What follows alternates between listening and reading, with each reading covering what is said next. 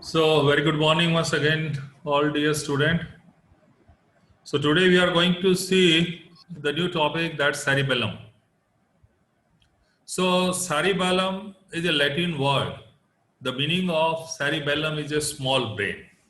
So it's a part of central nervous system. It's also known as small brain.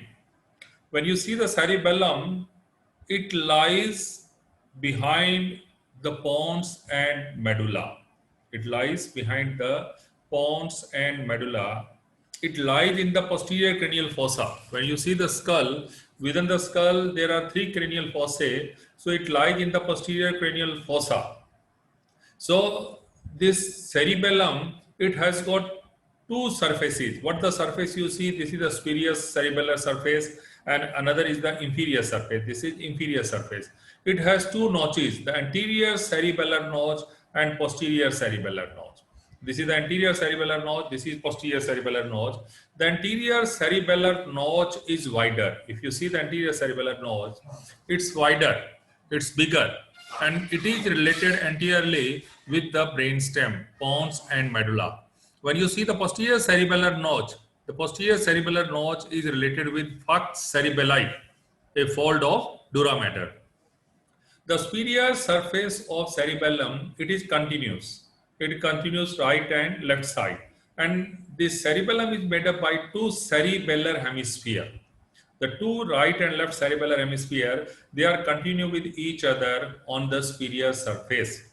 Now there is a midline elevation which is better seen on inferior surface. This midline elevation is known as vermis. This is the vermis. Now if you see the cerebellum, the nature has given the human being the cerebellum because the area is quite big. The surface area is so big, but it is adjusted in a smaller. It is just 1/10 of the cerebrum, but it has lot of folding, and those foldings are represented by folia. If you see, there are a lot of fissures. You can make out these lining. These are lot of fissures are there, and they divide the cerebellum into various folia. So it is divided into various parts by fissures, and those fissures divide into various folia. But the 2 main fissures which are there, this one, if you see between the red and green, this is fissure prima or primary fissure. The fissure prima or primary fissure, it separates the anterior lobe from the posterior lobe. The cerebellum has got 3 lobes. The red color is the anterior lobe, the green color is the posterior lobe, and third one smaller is the flocculonodular lobe. This is known as flocculonodular lobe. Now anterior lobe and posterior lobe, they are separated by a large fissure. This is known as fissure prima. Fissure prima is a fissure that separates the anterior lobe from the posterior lobe. Then flocculonodular lobe is separated from the posterior lobe by horizontal fissure. This is the horizontal fissure. So you have anterior cerebellar notch, posterior cerebellar notch, vermis, superior surface of cerebellum. When you see the inferior surface of cerebellum, there is a depression on the inferior surface. This depression is known as vallecula. This is known as the vallecula. So vallecula is the depression, and here if you can make out, this is the flocculonodular lobe. This one, the blue color. This is flocculus. So these are the features of cerebellum. Now the gray matter of cerebellum, like the all CNS, it has got 2 matter, gray matter and white matter. The gray matter of cerebellum, it is in the manner of branches, that is known as the arbor vitae. Arbor vitae. And the cerebellum control the same part of the body. Same part of the, means right side of the cerebellum, it controls the right side of the body, and left side of the cerebellum, it controls the left side of the body. So if you see this cerebellum outer thin layer is the gray matter. Inside you have white matter. Within the white matter, again you have aggregation of neuron cell body. They are known as nuclei. So there are 4 various nuclei within the white matter of cerebellum. From medial to lateral, if you see, this is nucleus fastigial, globus nucleus, emboliform nucleus, and dentate nucleus. So 4 nuclei are there within the white matter of cerebellum. from medial to lateral, nucleus, vestigial, globus nucleus, emboliform nucleus, and dentate nucleus. The dentate is very big, like inferior olivaric nucleus in brainstem you have seen. So dentate nucleus is zigzag and a big nucleus. And then white matter of cerebellum, it forms three big bundle of fiber which are known as cerebellar peduncle. The superior cerebellar peduncle, middle cerebellar peduncle, and inferior cerebellar peduncle. If you remember, the superior cerebellar peduncle connect the cerebellum with midbrain. The middle cerebellar peduncle connects the cerebellum with the pons, and inferior cerebellar peduncle connects it with the medulla. So white matter is in the form of three cerebellar peduncle which connect the cerebellum to the brain stem, and gray matter is outer thin covering of the cerebellum, and inside the four nuclei are there. So that is about gray matter and white matter of cerebellum. Now, the part of cerebellum, if you see, I have told you already, the fissure prima and horizontal fissure, two fissures are there, which divide the cerebellum into anterior lobe, middle lobe, and flocculonodular lobe.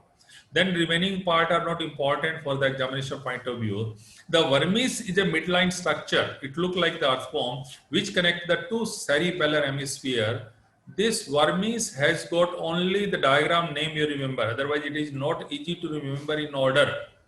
Lingula, central lobule, culmen, declive, foliant, tuber, pyramid, uvula, and nodule. These are the part of vermis.